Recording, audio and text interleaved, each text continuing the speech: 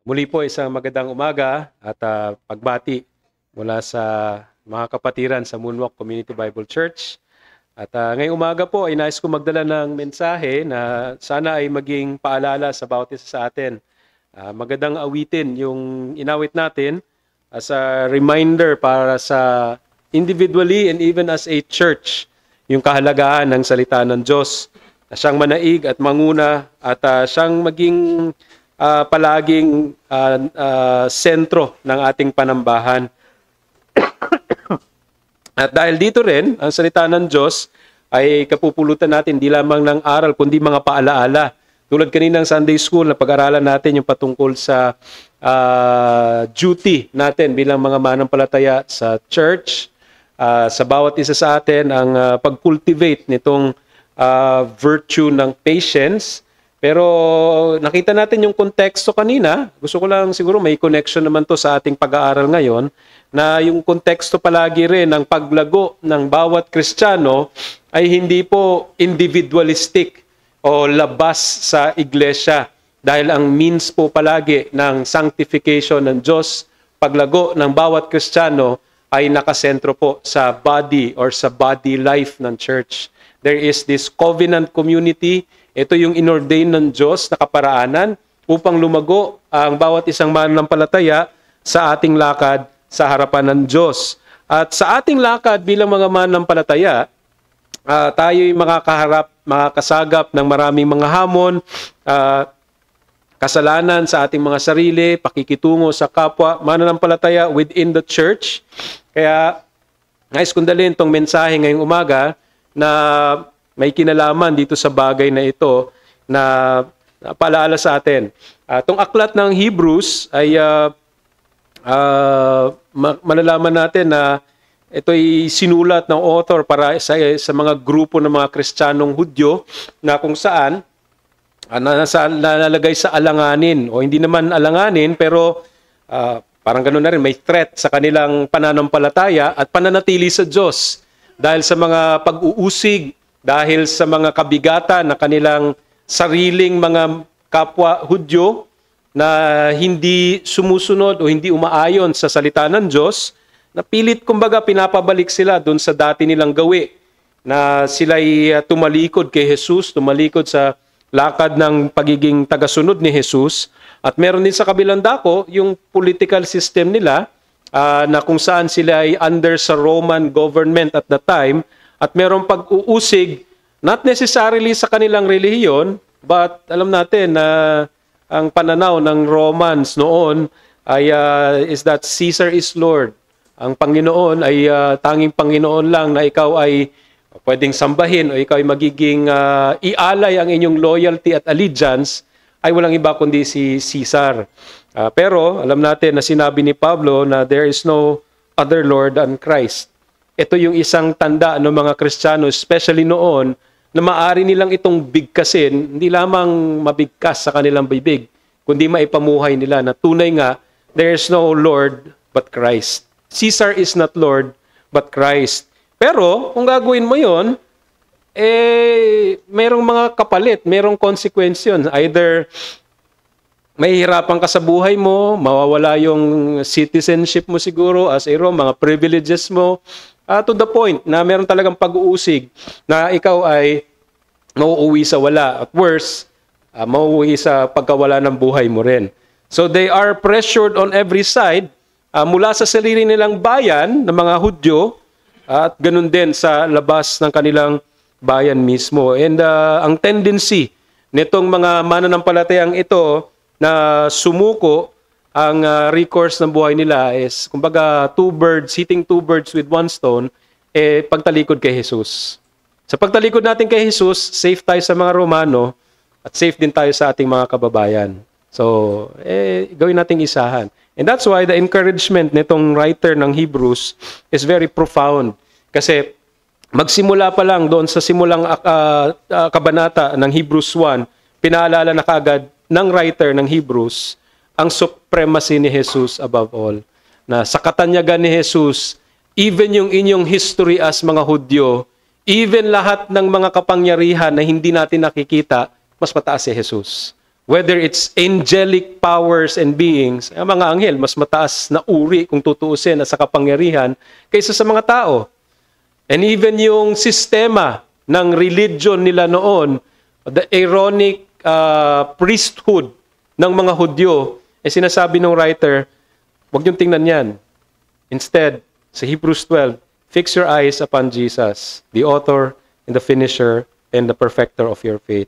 Yun yung parang buod na makikita natin sa Hebrews, hindi niya dinivert yung mga Hudyo na ito sa marami nilang mga suliranin na sila ay matetempt ng tumalikod kay Jesus. Ang pinilit niyang binabalik sa kanila, huwag niyo nang balikan, huwag niyong puntahan yung mga hindi naman talaga magbibigay ng seguridad sa inyo. Dahil at the end of the day, ang maiiwan at mananatili ay ang kapangyarihan at paghahari ni Jesus. Doon kayo tumingin kay Jesus.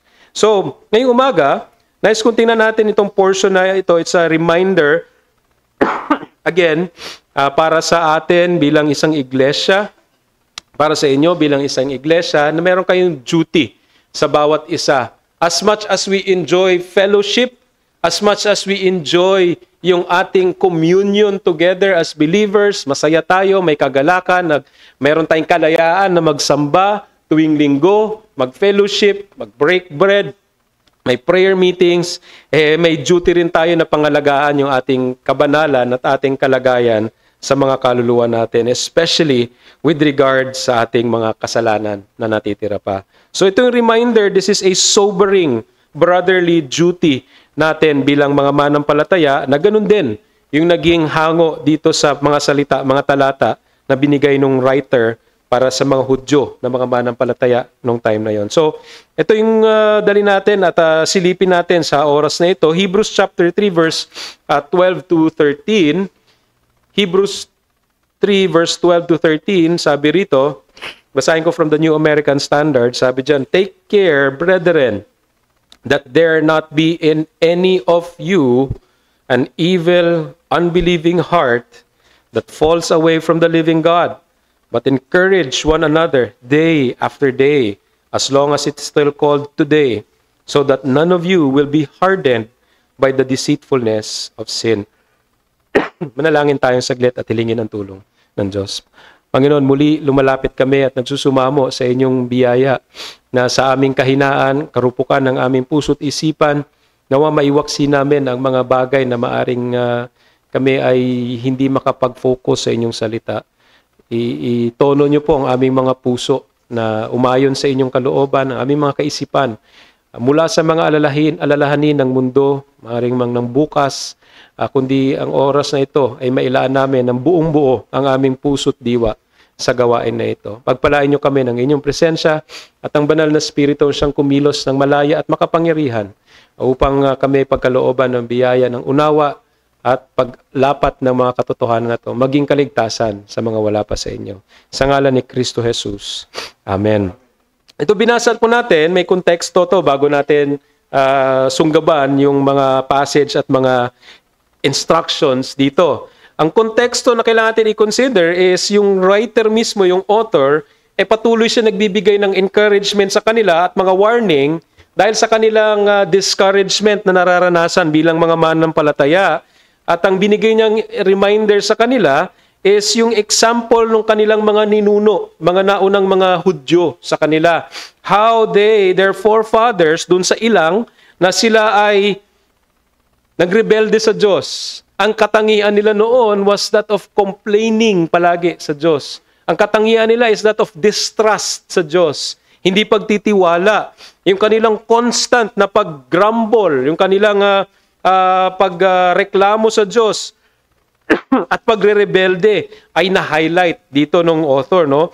Magmula sa mga previous verse, binanggit niya dyan kung paano sila nag-grumble doon sa Exodus 15 verse 23 to 24 nung sila ay nawalan ng tubig. At sila ay nagreklamo kaagad how they have grumbled against God. Kung paano sila hindi sila na-satisfy sa kanilang pagkauhaw at nagreklamo kaagad sila. Basahin ko muna itong sa Hebrews, no? Hebrews chapter 3.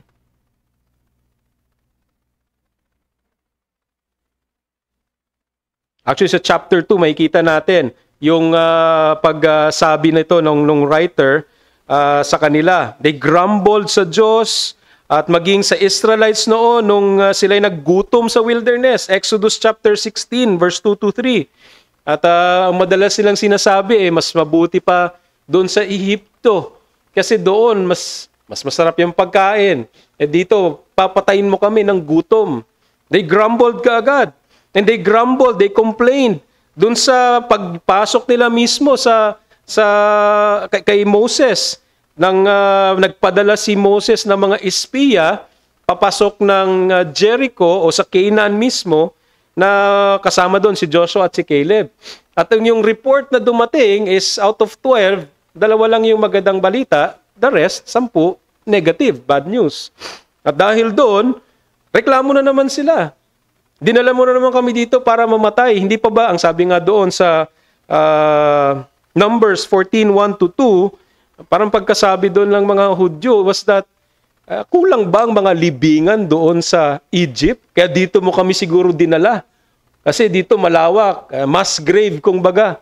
Kaya kami dinala dito. Ibig sabihin, napaka-pessimistic na mga tao. Hindi lang pessimistic, no? Pero napaka-walang tiwala nitong mga to after nilang makita kung paano kumilos na makapangyarihan ng Diyos, magmula pa doon sa loob na nasa Egypt sila, paano sila pinalaya, paano sila ginabayan at sinamahan ng Diyos. Makikita nila yung apoy, tsaka yung yung usok, sumasama sa kanila araw-araw. Kumbaga, namihasa na lang sila na, okay, andyan yan, kasama natin yung Diyos na ganyan. Pero at the moment na sila ay masubok sa mga bagay na pisikal, tulad ng gutom at uhaw, grabe yung pagrereklamo nila. Even yung pangako ng Diyos sa kanila, inaccuse nila na ang Diyos ay hindi lang si Moses mismo, kundi yung Diyos yung inakusahan nila ng evil dealing sa kanila mismo. Si Joshua at Caleb, from verse 7 to 9, namagitan na kung tutuusin sa kanila. Sabi niya na magtiwala sila sa Panginoon, huwag nilang kalimutan yung kabutihan ng Diyos. Sinasabi ni Joshua at Caleb dito sa verse 7 to 9 ng Numbers 14.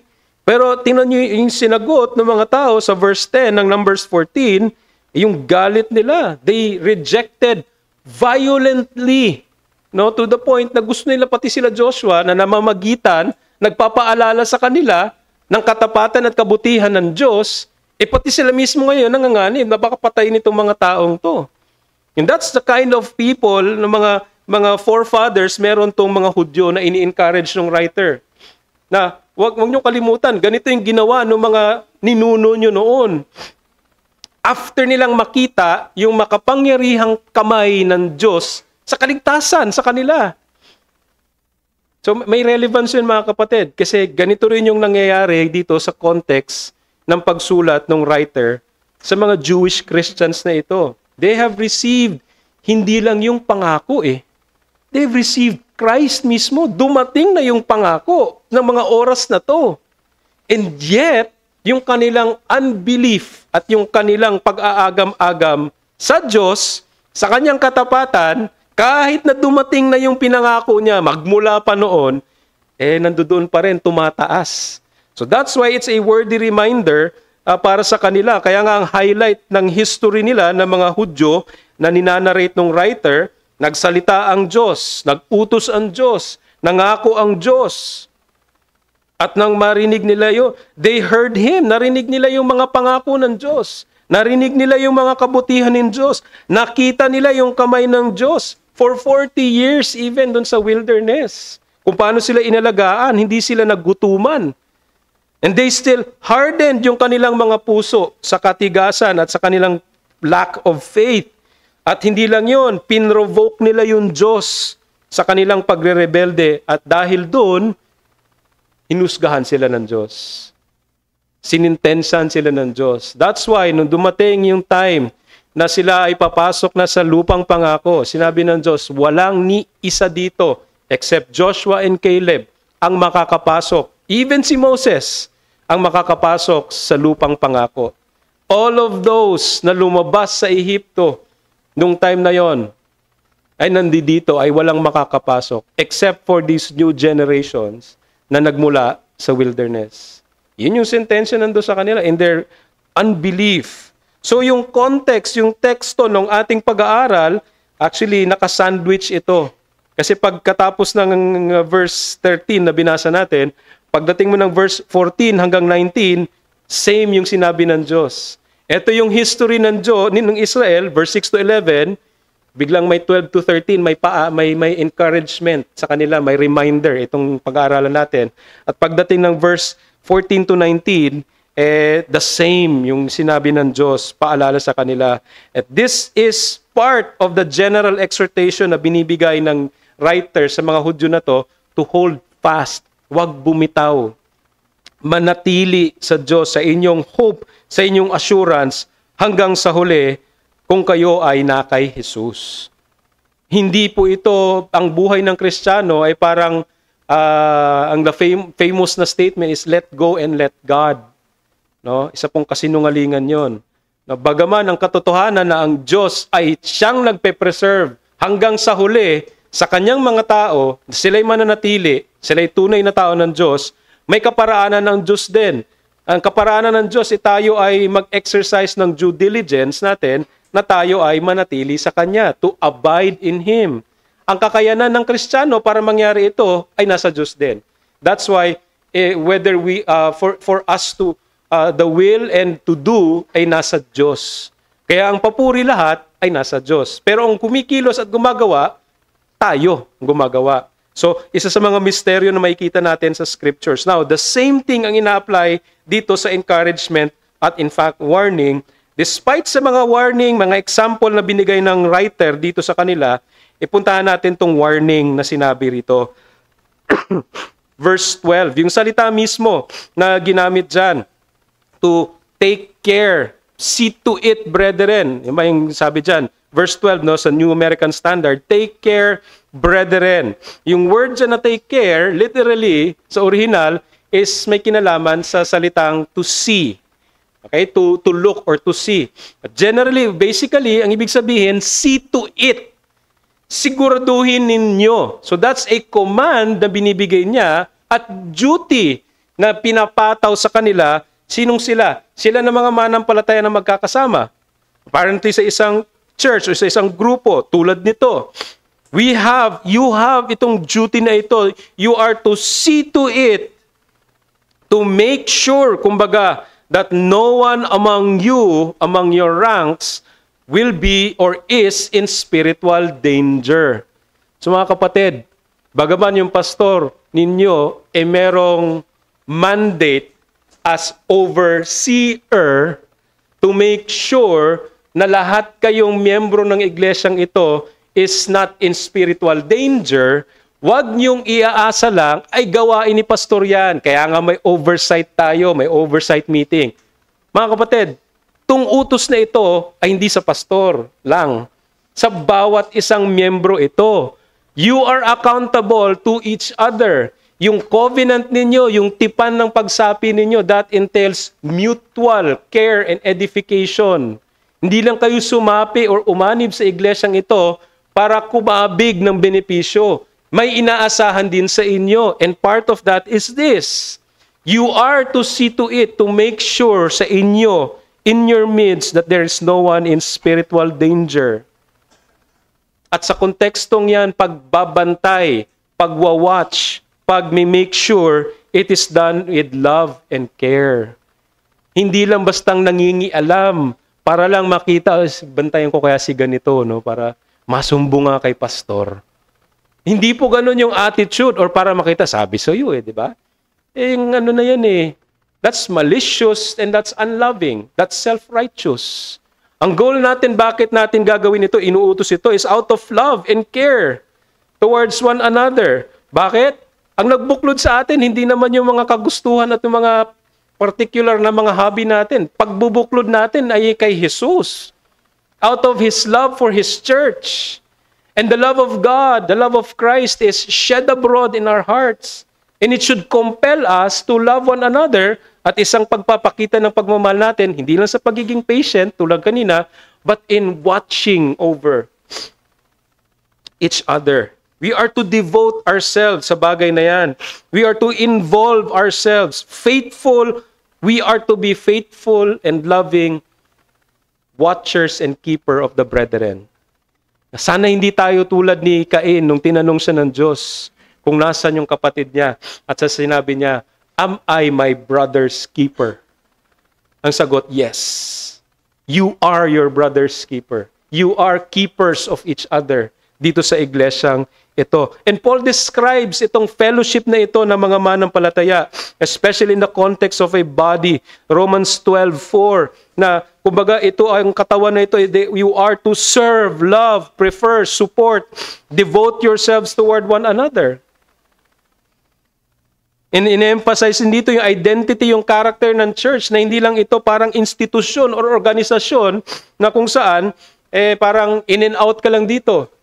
Pag di mo na gusto, alis na ako. Bagaman, membership indeed is voluntary, pero hindi ito ginagawa ng desisyon na aanib ako rito kasi parang for whatever reason. Pag nagkagipitan at nagkahirapan na, exit na po. Ayoko masama sa gulo na yan. The body of Christ, the local manifested in the local church, the local gathering, is the assembly of believers na kung saan you voluntarily covenant yourself. Nakikipagtipan ka rito. Imagine niyo lang, kapatid, another relationship, earthly relationship na kung saan covenant is emphasized. Marriage. It's a serious relationship na kung saan, sinasabi ko pag sa premarital counseling, this is a relationship that is beyond blood. This relationship is by covenant. Matindi ito kasi ito, at least sa pamilya mo, hindi naman nung pinanganak ka rito, bigla ka nanumpa nung pinanganak ka na may covenant ka sa magulang mo, nanumpa ka sa harapan ng Diyos. Marriage is like that. May sumpaan. Ikaw ay nagbibigay ng vow, ng oath mo sa harapan ng Diyos at sa harap ng witnesses. And similarly, in a sense, pag sumapi ka sa isang iglesia, you make that vow. You covenant yourself. Hindi naman sinabing life for better or worse, sana. Sana nga, kung lulubin ng Diyos, for life. For life. Of course, may mga providential occasions, pero sana ganun ang buhay ng isang iglesia. Nananatili tayo. The Lord would sustain yung life na yun ng church. But for that to take place, we have to be reminded na yung iglesia, yung katawan na ito, local body na ito, there is to be mutual love and care for one another. Sabi ni Paul sa Romans 12:5, we are members of one another. Members of one another. Therefore, itong relationship na ito under Christ. And dito nakikita yung love at yung unity of the brethren. May duty of watchfulness. Sensitive tayo sa spiritual being ng bawat isa. Hindi natin gusto na merong mawalay, maiwan, matisod. At kung meron man, nandun tayo handang umagapay, umalalay. In fact, yun yung duty na sinasabi rito. In the case here, the watchfulness involves dangers na kung saan ito ay nagbibigay ng panganib sa spiritual well-being ng mga mananampalataya. May panganib, mga kapatid. Kahit na tayong nasa loob ng iglesia. Again, even yung problema na sinasabi rito against apostasy, yung pagtalikod sa Diyos, hindi nangyayari yan overnight. Maaring ang isang tao nakikita nyo rito day in or Sunday after Sunday for many years. And then nagulat kayo, bigla na lang. Asa na si kapatid? Parang hindi ko nakita na ganito, parang tumalikod na sa Diyos. There's something inside na nangyayari. There's a danger na kailangan mabantayan. And ito yung danger na sinasabi rito ng author na ito. You have to watch out. Ano yung danger sinabi niya? Yung una, yung act na sinabi is, watch out, be sure, make sure that no one among you, no one among you what? Ano yung danger na kailangan pagbantayan? May dalawang danger na binanggit dito na kailangan na bigyan ng pansin. Una, that no one among you with an evil and unbelieving heart. Na kung saan ito'y tutungo sa pagtalikod sa Diyos. Again, balik tayo dun sa konteksto na itong mga Hudyo na sinulatan ng writer is that may mga dahilan sila kung bakit nanlulupay-pay yung kanilang pananampalataya. And winarningan sila of such unbelieving heart, an evil heart that leads to unbelief. Meron at the time of writing, may distrust, merong disaffection ang nasa kanila na kung saan ang direction ng mga manampalataya na ito ay tumalikod sa Diyos. Babalik na lang kami dun sa dati para wala ng gulo. O para mas safe sa amin, hindi na lang kami susunod kay Jesus. Ganun din yung ginawa nila. Nung mga naunang mga ninuno nila noon, na winarn sila, na konfrontahan sila ng mga threat sa harapan nila, sa likod. Ang una nilang gustong balikan palagi, balikan natin yung Egypt. Gusto namin bumalik sa Egypt. Mas maganda doon. Nakalimutan nila kung ano yung kalagayan nila doon sa bondage na yun. Masyadong naging maikli yung kanilang paningin na pag sinabi nila yung salitang Egypt, mas maganda pa sa mundo, doon sa dati kong buhay. And that's what Peter calls, being short-sighted. Short-sighted of the grace na natanggap mo, short-sighted of yung evil na dati mong pumumuhay, na dahil sa kahirapan at kabigatan ngayon, ano nangyayari? Handa kang tumalikod sa Diyos. No, the original phrasing o construction na to ng salita is an evil heart of unbelief. Na kung saan sinisignify nito seemingly na ang disposisyon ng unbelief o pagkakawalang tiwala na sa Diyos ay nagmumula sa isang pusong masama. An evil heart. Kaya nga ang author parang nagsalita rito yung anomalya that true believers na kung saan meron bang ganitong klasing puso ang isang tunay na mananampalataya? Pero sinasabi niya rito, this kind of heart is equated to that of an apostate. An evil heart leads to unbelief. Marahil, may inward condition na. Meron ng nananalaytay. Lack of knowledge, kakulangan sa kaalaman. Or ay shallow, mababaw na kaalaman patungkol sa Diyos. We are reminded dun sa parable ni Jesus of the sower and the soil. Yung ikalawang uri ng lupa na pagsaboy ng binhi ng salita ng Diyos, tinanggap ito ng malaya at masaya. Pero dahil hindi ito nagkaugat, dahil medyo may bato yung mga puso, ano nangyari? Hindi naging malalim yung ugat, eventually namatay din. Hindi lang a lack or a shallow na kaalaman patungkol sa Diyos, kundi posible rin dahil sa overburdened na puso. Maraming suliranin sa puso. Yun din yung makita natin na nahagis doon, na inisaboy doon sa, yung binhi doon sa may dawagan. Na kung saan maraming tinik, maraming mga damo, ang kompetensya at sinakal siya rito.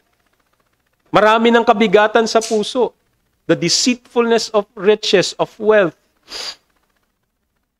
Overburdened heart ng napakaraming bagay. Hindi natin minamaliit yung pagkakaroon ng maraming problema.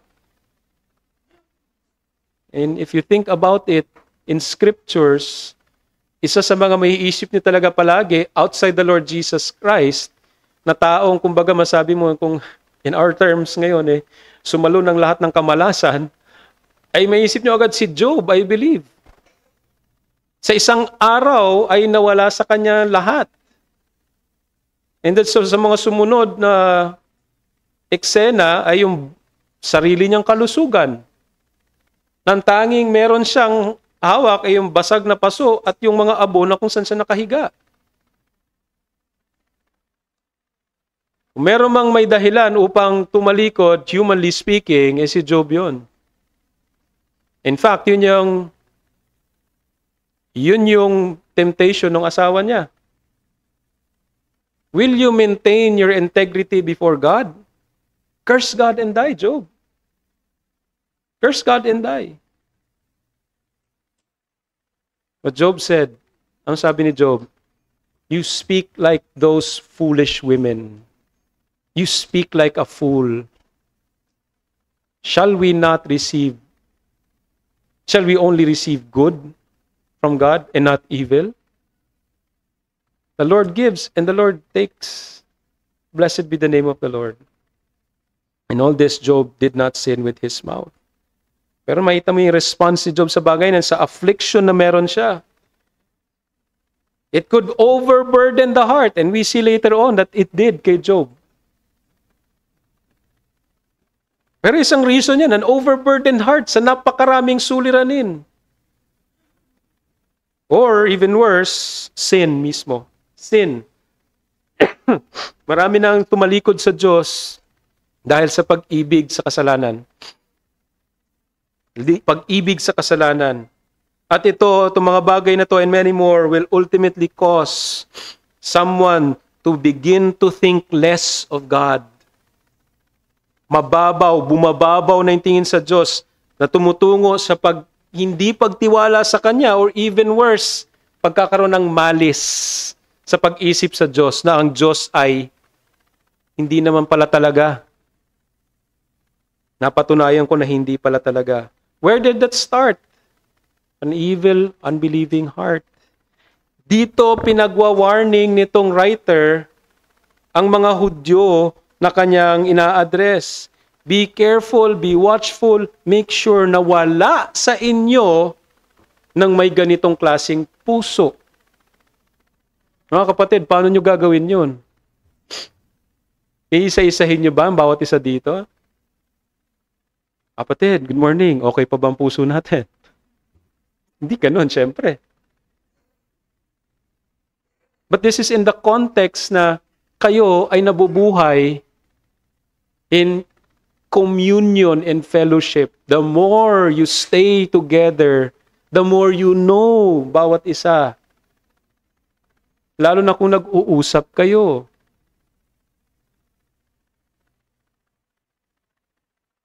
Ang danger rito is because of such heart. At kung mapabayaan yung ganitong klaseng kondisyon ng puso, hindi ito nako-confront, hindi ito nako-correct, hindi na-encourage, hindi na-restore, it will ultimately tilt. Papanig ito patungo sa rebellion at pagtalikod sa Diyos. To which the word falling away literally signifies that falls away from the living God. And ito nangyari sa Israel noon. They fell away from the living God. Not from Moses, not from their goal, hindi sa kanilang physical na kalagayan, pero sila ay nag-fall away, tumalikod sa Diyos mismo. Pero hindi lamang yun na binibigay ng pansin at an evil heart of unbelief, but also yung danger, yung panganib ng kasalanan na siyang nagpapatigas sa puso in deceit. Deceitful ang kasalanan.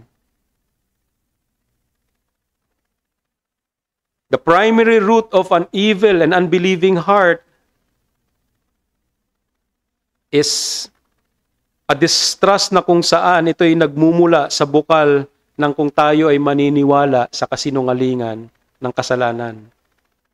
When we begin to listen and believe the lies of sin rather than the truths of God. Kung papanigan natin yung bulong ng ating puso sa kasalanan at ng dyablo kaysa sa salita ng Diyos, nakita natin, naawit natin kanina. Yung pangako palagi, kasinungalingang panapangako ng kasalanan, ay kung ito ay bibigyan ng pansin, unti-unting pinaniniwalaan, paunti-unti lang, the heart now becomes stubborn. Kung alam niyo kung ano yung kalyo, ganun ang nangyayari. Hindi naman may ginawa kayo sa isang beses na nagkakalyo ka kaagad. That's a repeated time na kung saan ang kalyo ay nabubuo. May constant na friction. The same is true with the heart na magiging kalos na ito. Kalos by what? Kalos of sin. It hardens yung puso to the point na wala nang mararamdaman. Tulad din ng kalyo. Becomes stubborn.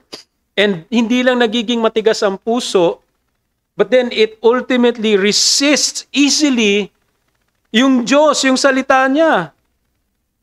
Yung desire for what is good. Kaya nga makikita mo, may kapatid, sana wala dito sa inyo na parang hindi ko na nakikita, madalas wala to si ganitong kapatid. That's a danger, that's a warning sign.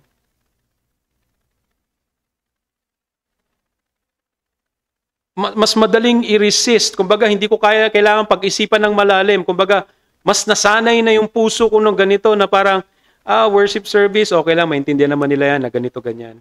Mas madaling tumanggi. Not tumanggi, mas madaling sumang-ayon sa bagay na hindi pinapaboran ng Diyos. Of what God has declared right and good, sin always aims to defy God and destroy man. At kung tayo'y pipili at papanig sa kasalanan, tayo'y pumipili na paniwalaan ang kasinungalingan ng kasalanan. Whether it's provoked by the devil, our own lust, yung ating pita ng layo ng laman natin, or ng mundo. Rather than yung katotohanan at yung kabutihan ng Diyos. Dahil sa mga kabigatan, sa anumang mga rason. Kung hindi natin mamarapatin na tabasan ito, patayin yung kasalanan na nananalaytay sa atin, na nasa subject tayo sa pag-harden ng ating puso in sin. Nagiging insensitive tayo at indifferent towards God at sa Kanyang salita o sa mga bagay na patungkol sa Kanya, sa mga fellowship even. Bakit? Dahil gano'n na yung puso natin, mas hahanapin natin yung fellowship sa mundo kaysa sa mga kapatiran. We do not become like David sa pagsabi niya, these ones, these are ones whom I delight the most in this world. Hindi yung mga hari na katulad ko, hindi yung mga kung ano-anong matataas na lugar, these godly ones. They are the ones whom I delight in. Ganun pa rin ba yung puso natin, mga kapatid? Do we delight in the fellowship of the brethren? Do we delight in the common union that we have in Christ?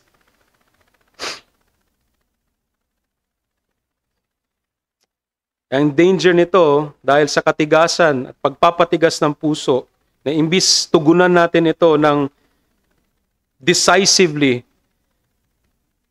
ultimately, baka i-reveal nito yung puso natin na yung profession of faith natin wala pala.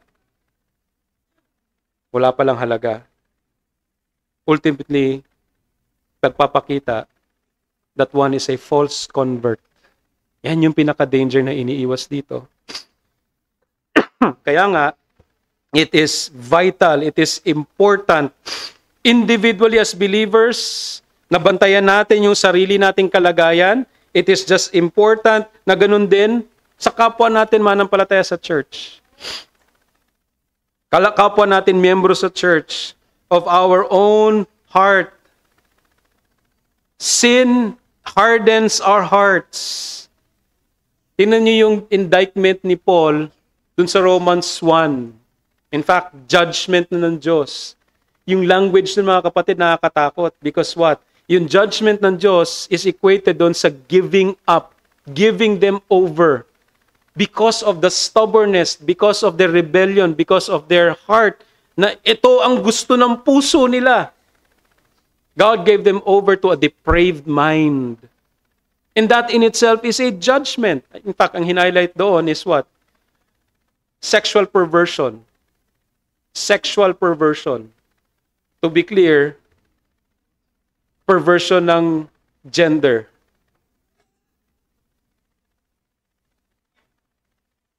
Before natin sabihin at maging champion tayo ng anti-gender perversion sa paligid natin, mag-iingat tayo. Champion tayo sa mga itong bagay, pero are we careful of our own hearts when it comes to the gathering of God's people in the church? Of our own sin na maaring nananatili dyan sa ating puso. And 2 Sundays ago, nag-preach ako sa MCBC about the danger really of what Christ said sa mga Pharisees of having hearts. They speak with words na kung saan they worship me with their lips, but their hearts are far from me. Napakadelikado mga kapatid yung kalagayan natin na maging formalistic na lang yung ating pag-church, yung ating church life.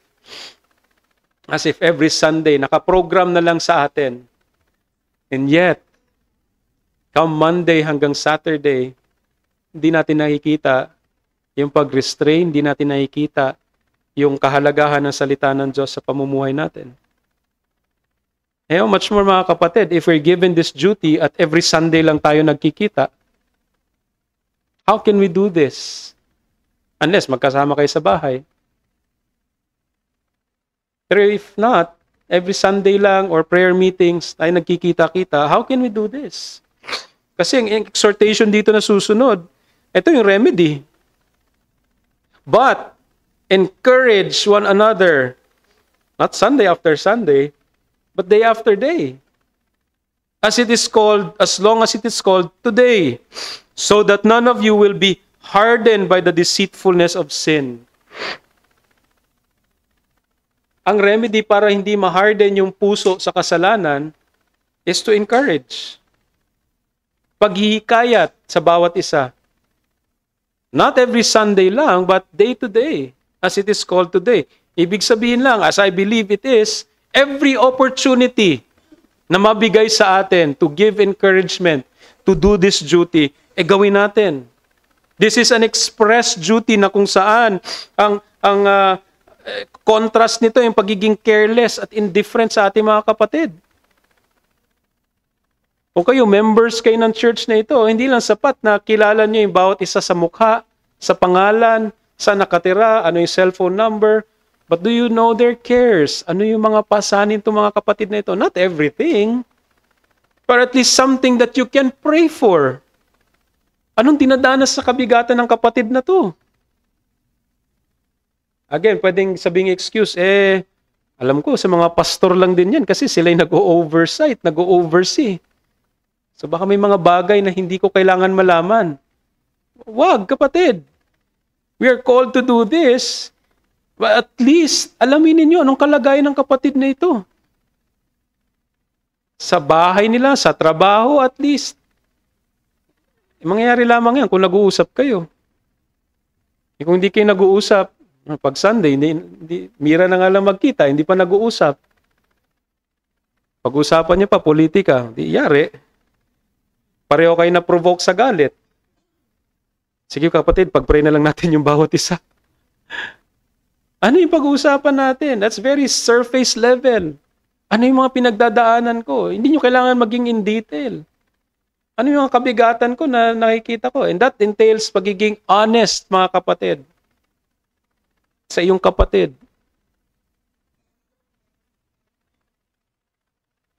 The word encourage is the same activity of the Holy Spirit na ginamit dito. To call alongside as a paraclete. Parakletos. Yung kung saan ang gawain ng banal na Espiritu is He admonishes, He comforts, He encourages, and He strengthens by consolation, hindi flattery. And even to teach and to instruct. And we are to maintain tong burden na to sa bawat isa bilang mga kaanib, kabahagi ng iglesyang ito. Making sure that we are all walking together in stride, in obedience to our God. At hindi lang tayo sinasabi nito panawagan tuwing Sunday, but then sabi dyan, day after day. So paano natin magagawa ito? And the only thing, one of the best things na alam ko that we can do this is to be brotherly minded kahit hindi linggo is through our prayers. We pray, pero ano, pag-pray mo, kung hindi mo alam anong pangangailangan ng kapatid, ano yung pinagdadaan, ano yung kabigatan niya, ano yung mga struggles, ano yung mga cares. Now, as pastors, at least sa amin, no, we have, hindi naman listahan, pero meron kaming mga people in mind, but really alam namin na ito, na-categorize namin ito, nasa red light na to. O ito, nasa orange na to, palapit na sa red ito. And there would be times, brethren, na kailangan namin habulin that we would do surprise visits even sa office. Kailangan humantong sa ganon.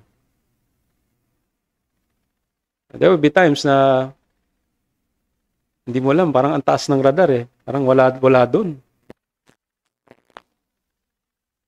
Na marereko. But the point is, wag nyo lang iwan kay pastor ninyo ang duty na to. Because we are all called, you are all called to such duty. Lalo na kung malapit sa inyo. Pero hindi lang dun sa mga malapit sa inyo. You are to do this to everyone na kabahagi ninyo sa church. Prayer, again, seems to be the most consistent means para magawa natin itong bagay na ito. But in every other possible ways, hanapin ninyo mga kapatid. Hanapin ninyo yung paraan na yun na makapiling, makasama, malaman ninyo that you could have this single-mindedness na nagbabantay kayo sa bawat isa. No one should be overtaken by grief, by sorrow. Actually, sa grief tsaka sorrow, medyo madali nating matitrace eh. Alam natin may kabigatan to, pinagpipray natin sa church. Pero at times, may mga silent killers tayo sa church. May mga sorrows na pinagdadaanan. They seem happy pagkaharap natin. At okay. Pero may mga pinapasan ito. Kung ikaw yun, kapatid, you don't have to bear it alone. We are to be burden bearers of one another. You are to unload such burden, yes, to Christ, but even to your brethren. Again, this entails knowing the brethren more intimately, intentionally, sincerely. Hindi lang acquaintance. Alam nyo na, member to ng church. Yun na yung alam mo. Basta member ng church yan. Tagadan yan. Sana it goes beyond that. Point is, let us constantly be mindful of mutual strengthening of the brethren. Sa anumang opportunity na binibigay sa inyo, sa atin, na means para binibigay ng Diyos, especially unideal, difficult times, sunggaban natin yun mga kapatid. Kung alam natin na may pinagdadaan tong kapatid na to, huwag nyo na hintayin na, hintayin natin prayer meeting, mababanggit yan for sure. Kontakin mo. Kung malapit sa'yo, puntahan mo. Kung katrabaho mo, kausapin mo. And that takes selflessness, mga kapatid. That takes selflessness. But here's one thing we have to remember. Itong oneness of mind and heart, na kung saan grounded itong mga bagay na ito, yung ating watchfulness sa ating mga kapatid, making sure na ganito. Why? Saan nang gagaling ito? It is understanding, mga kapatid, that we are united by God in Christ. Kaisa tayo kay Jesus. As Christ is our head, He purchased the church by His own blood. And as Paul describes the church as that body, na kung ang isa ay hindi nagfa-function ng maayos, the whole body suffers. Kung ikaw kapatid, sasabihin mo, hindi naman talaga ako ganitong membro dito, pastor. Tahimik lang ako, okay na ako rito. Hindi naman ako, ayoko rin masyadong pinapansin ako. Basta okay na akong membro. Huwag sanang ganun, mga kapatid. Kasi may tungkulin ka sa kapwa mo, kapatid. Huwag nyo i-isolate yung sarili ninyo. Nakakaya kasi, pastor, mababa lang ako pinag-aralan ko, marababa lang kita ko. Hindi ako kasing sophisticated na mga kapatid and all that.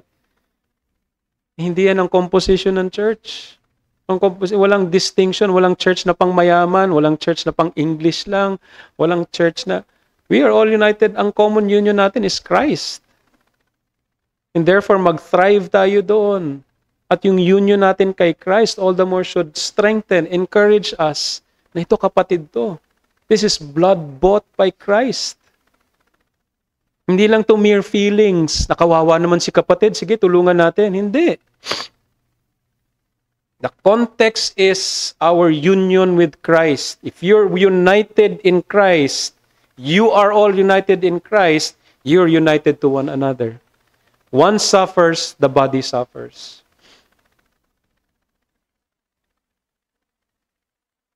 In closing, sa ating application na makukuha at mahango rito, without sacrificing or neglecting ang ating sariling spiritual well-being, binabantayan din natin yung ating sarili, let us endeavor, have a sincere and caring watchfulness sa ating mga kapatid. Without neglecting your own, of course. You don't want to become a hypocrite. You have your problems. May kanya-kanya tayong mga problema. Pero on that note, na dinideal natin yan, you also consider the brother. Kasi ang common na excuse minsan Pastor, dami ko nang problema sa sarili ko Poproblemahin ko pa siya. Parang ano naman, wala bang me time, Pastor? Yung mga language ko, me time, no? Nakakatakot. That's not Christ-like. Yes, you consider yourself, but at the same time, consider others also, especially of the body. Make sure, make good use of your time. Communicate. Sa mga kapatiran, alamin yung circumstances nila. How can I be of prayer? Mga kapatid, nasa Advent na tayo na madalian ng mensahe. A simple kapatid, ano ba pwede ko pag-pray sa'yo? I would receive text na ganun. Not from pastors. Hindi dahil walang pakialam yung pastor ko sa akin, pero I would receive from members na ganyan, Pastor, ano ba pwede pag-pray? And that's encouraging sa akin. Kahit yun lang, mabasa ko lang, na-encourage. Hindi ko na alam kung pinag-pray niya talaga ako o hindi pero na-encourage ako doon. It strengthens me knowing na meron akong kapatid na nananalangin para sa akin. Pero siyempre, sana nanalangin talaga yun, no? Gawin yun, mga kapatid.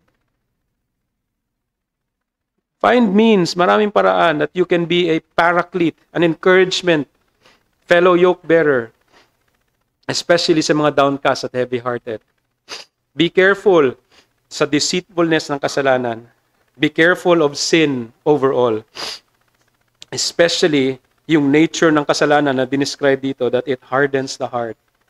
Yan yung deceitfulness ng kasalanan. Ang promise niya hanggang dito lang. Pero once na sinakyan mo yan, it's gonna take you to places that you never wanted to go. That you never imagined you will go. That's the deceitfulness of sin. And once you're there, nakasakay ka na, the heart hardens. Yung example lang ni David. Man after God's own heart. Bathsheba, sunod-sunod. Kinailangan ng kasalanan para mapagtakpan pa yung kasalanan ginawa niya. Murderous heart. Deceitful heart. And it took a friend of Nathan to confront him. Have your passions then governed and guarded by God's truth instead of your own lust and remaining sin. Hindi ito yung mag-govern sa iyo. Make sure those do not mark your life unless you're an apostate. Give priority to the gathering of yourselves for your worship. Tulad nito. This is a means of grace, mga kapatid. As for the context na kung saan encouragement is to take place. Delight in the brethren that you may know how you can be a better brother's keeper. Delighting in the brethren. And lastly, para sa ating mga kaibigan, once again, sa pananatili mo sa iyong kasalanan, pagiging indifferent sa Diyos, yung mercy ng Diyos na nanatili, yung gumising sa iyo na Diyos ngayong araw na ito, upang mapunta ka rito at marinig mo yung panawagan ng salita ng Diyos, na yung kasalanan ay dadaling ka, yung kasalanan mo ay dadaling ka sa kapahamakan. Hindi lang arbitrary na kapahamakan, kapahamakan na ang Diyos mismo ang maghuhusga sa iyo. sa huling araw. At yung Diyos na banal na yon, na handang humusga sa mga makasalanan tulad nyo at tulad ko, ay handang magpatawad. At ito yung pagkakataon. Today, if you hear His voice, kasunod nitong mga to, do not harden your hearts. While it is called today, today is the day of salvation. Hindi kahapon, hindi bukas. Ngayon ang araw ng kaligtasan. Kung naririnig mo yung panawagan ng Ebanghelyo, talikuran mo yung kasalanan mo, manampalataya ka kay Jesus. Magsisi ka sa kasalanan. And what we see Christ saying, nakabukas ang kanyang palad at kamay. Come to me all who are weary and heavy laden. I will give you rest for your souls. Yung kaluluwa mo, walang magiging pakapahingahan yan. There's no true rest in peace sa mga taong wala kay Jesus. Kahit yan yung caption mo sa libingan mo. There's no true rest and peace. Unless you are in Christ, there's true rest and peace. Kahit na ang buhay mo rito ay puno ng masalimuot na bagay, there's true rest and peace. Come to Christ, therefore. Humble yourself at manampalataya kay Jesus. Manalangin tayo. Panginoon, salamat po sa paalaala, even sa warning na ito, for a church, for individuals, ang danger po ng kasalanan, ng deceitfulness ng aming sariling puso, ang aming kaaway ng dyablo na opportunistic, at ang mundo na nasa kamay ng dyablo ang prinsipyo nito, ay maaaring kami ay dahil sa mga bagay-bagay ay maaaring mahikayat na tumalikod sa inyo. Maraming Diyos, salamat na meron kayong provision na warning at care. Salamat na pinagkaloob ninyo ang inyong anak na si Jesus. Salamat na itinatag ninyo ang inyong iglesia na kung saan dito namin tunay na makilala ang kahalagahan ng pagkakaisa kay Jesus. And in this, O Lord, we pray. I plead, O Lord, that you would be with TBC sa kanilang patuloy na pamumuhay bilang iglesia, bilang mga mananampalataya, na kayo po ang patuloy na manguna sa kanila, pagkalooban ng biyaya na sapat na kung saan sila ay maging tunay na brothers keeper of each other. That they would see to it, they are to make sure until the day of Christ na wala ni isa sa kanila ang mahulog, ni wala sa isa sa kanila ang tumalikod kay Jesus. Oh Lord, help them, I pray. Pagkaloob niyo yung diligence, desire, delight even, O Lord, sa kanila, na mabantay nila ang kanilang sarili at kanilang kapwa. At ganun din, o aming Diyos, tulungan ninyo si Pastor Rodel sa pangunguna sa bagay na ito. At ang mga kaibigan, mga anak namin, na mga wala pa sa inyo, mga bisita, na wala pa kay Jesus, nawa makita nila ang inyong biyaya at habag kay Kristo Jesus. Nang tanging lugar ng may tunay na kapayapaan at kaginhawaan sa aming mga kaluluwa ay walang iba kundi sa Kanya lamang. Lord, tawagin niyo po sila sa inyong kapangyarihan at biyaya na sila'y tumalikod sa kasalanan at manampalataya kay Jesus. Sa Kanyang pangalan kami na lumalapit. Amen.